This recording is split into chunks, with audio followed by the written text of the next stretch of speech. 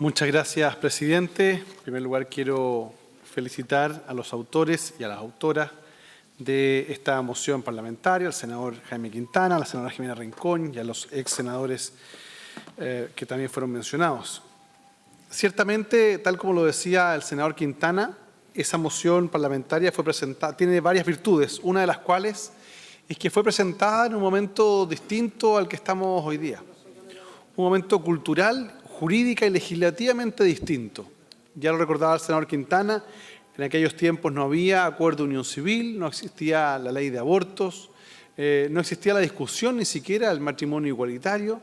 En consecuencia, el desarrollo cultural de nuestro Congreso Nacional era bastante menor.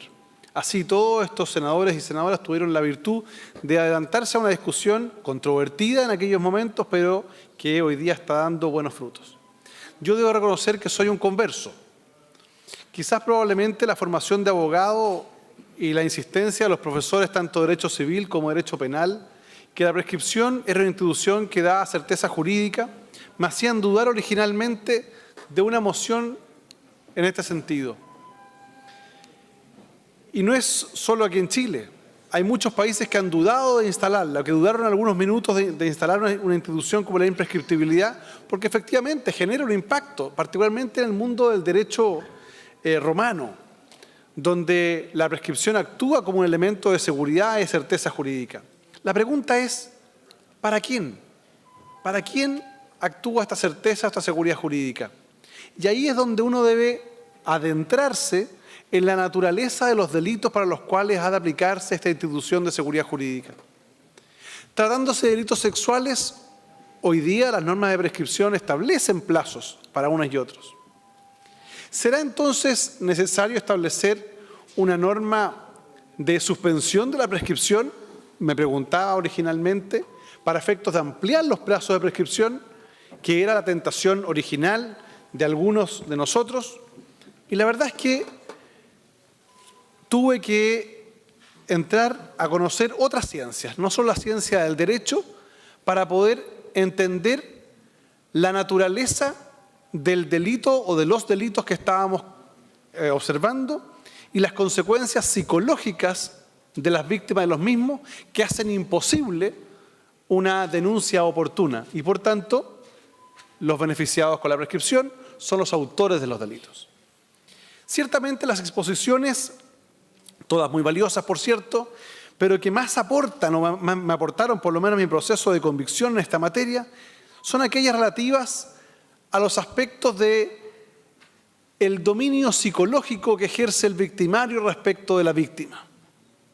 Y particularmente la imposibilidad psicológica del menor o la menor, del niño, niña, adolescente, que ha sido víctima de un delito sexual, pero carece de la conciencia de que ha sido víctima de un delito. No es que necesariamente lo encubra, lo esconda. Es que cuando uno observa la ciencia psicológica y los casos y los estudios nacionales e internacionales, es posible advertir que, a pesar de las diferencias, hay ciertos elementos comunes. Y uno de ellos es que gran parte de las víctimas, niños, niñas y adolescentes, no tienen conciencia de que se trata de un acto delictual. Es más, muchos de estos niños, niñas y adolescentes se sienten culpables de lo que les ha sucedido, producto de un bloqueo, pero a su vez también de una autoculpabilidad. ¿Cómo entonces se le va a exigir a alguien que se siente culpable de algo que en realidad fue víctima, que vaya y haga la denuncia correspondiente? No es fácil desde el punto de vista psicológico y eso comienza a justificar un tratamiento diferenciado. Y es ahí donde entonces uno dice, bueno, ya no es necesario, no es suficiente la suspensión de la prescripción, sino lisa y llanamente la imprescriptibilidad, es decir, dar la posibilidad de que cuando ese niño, niña, adolescente, a la edad que corresponda, a la edad que psicológicamente pueda expresarlo y denunciarlo, ese delito pueda ser investigado.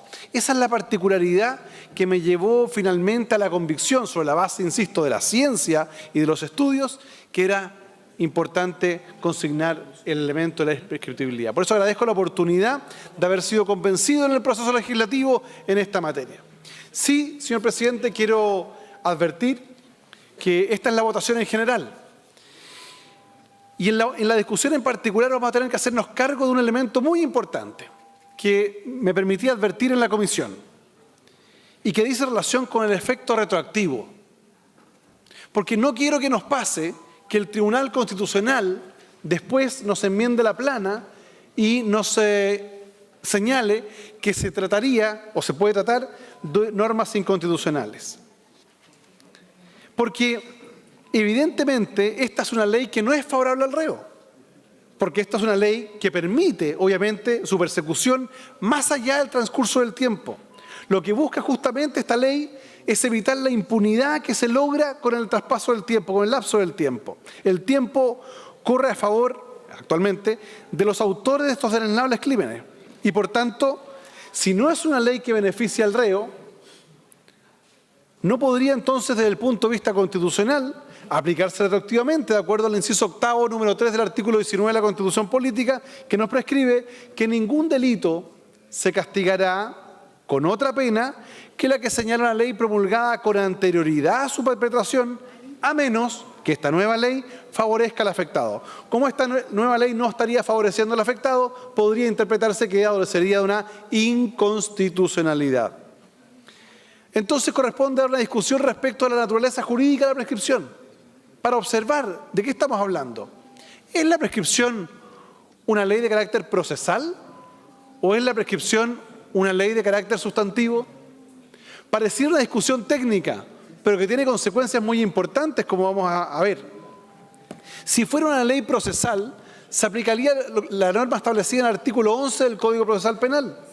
Las leyes procesales penales serán aplicables a los procedimientos ya iniciados, salvo cuando a juicio del tribunal la ley anterior contuviera disposiciones más favorables al imputado. Es decir, nuevamente tendríamos un problema de que no se podría aplicar retroactivamente en virtud de esta norma si fuera una ley procesal. Pero hay quienes señalan que para estos efectos es indiferente, se trata de una ley procesal o una ley sustantiva, porque obviamente en este caso, si la ley contempla una norma retroactiva expresamente, habría una especie de derogación tácita de las normas tanto procesales como penales del artículo 11 y 18 del Código Procesal Penal y Código Penal respectivamente. Pero tal como lo señalé en la comisión, aquí es tremendamente relevante distinguir la situación, el estado en que se encuentra el delito, para efectos de ver la retroactividad. Si el delito ha sido cometido y hay un plazo de prescripción pendiente, si el delito fue cometido y hay un plazo de prescripción vencido, o si el delito ha sido cometido, hay un plazo de prescripción vencido y hay una sentencia que declara la prescripción. Son tres situaciones procesales distintas. Y a mi juicio la resolución va a ser distinta de acuerdo al criterio que se aplique. En el primer caso, obviamente, cuando hay delito cometido y hay un plazo de prescripción pendiente, la extinción de la responsabilidad penal no se ha producido. No habría un derecho adquirido de parte de esta persona, sino una mera expectativa. Le afectaría la imprescriptibilidad, no obstante, dar la discusión respecto a la norma constitucional que limita el inciso octavo, número 3 del artículo 19 de la Constitución. En el segundo caso es el caso más complejo, porque se da una discusión respecto a la naturaleza de la prescripción nuevamente. Si la prescripción civil y la prescripción penal son normas sustantivas, en consecuencia lo que correspondería es aplicarlas. Pero la ley de efecto retroactivo de las leyes estableció en el artículo 24 tratar las leyes de carácter procesal y dejó en el artículo 25 y 26 la ley de prescripción. Si hubiera considerado el legislador que es una ley procesal, la habría tratado en el mismo artículo, ¿no es cierto? Bueno, no lo es. Si no lo es, si la prescripción penal es una forma de extinguir la responsabilidad penal, de acuerdo al artículo 93, número 6 de la Constitución, y por tanto sería un elemento constitutivo de la pena, comenzaría o entraría nuevamente a aplicarse el 19, número 3, inciso octavo. Es decir, tenemos ahí un punto relevante. Y en el caso final, digamos que es el caso del delito cometido con un plazo de prescripción vencido y una sentencia declaratoria que declara la prescripción, en ese caso, obviamente, la prescripción declarada judicialmente no se afectaría por una ley posterior, ya no solo por este razonamiento, sino porque se trata de cosas juzgadas de acuerdo al artículo 76. Es decir, señor presidente, ¿cuál es mi punto? Es que desde el punto de vista constitucional, en la discusión en particular tenemos que ser extremadamente rigurosos para evitar que después el Tribunal Constitucional nos declare inconstitucional alguna norma. Aquellos que hemos sido convencidos y que creemos en la imprescriptibilidad de la acción penal para perseguir los delitos sexuales de menores, debemos asegurarnos técnicamente en la discusión en particular no cometer ningún error que le permita al Tribunal Constitucional echar abajo la norma fundamental de este proyecto de ley. Señor presidente, nuevamente reitero mis agradecimientos a los autores y las autoras de esta moción, agradecer en especial a aquellos profesionales, me refiero a Vinca Jackson, a James Hamilton, al profesor Jean-Pierre Matus y muchos otros que nos dieron la posibilidad de ilustrarnos en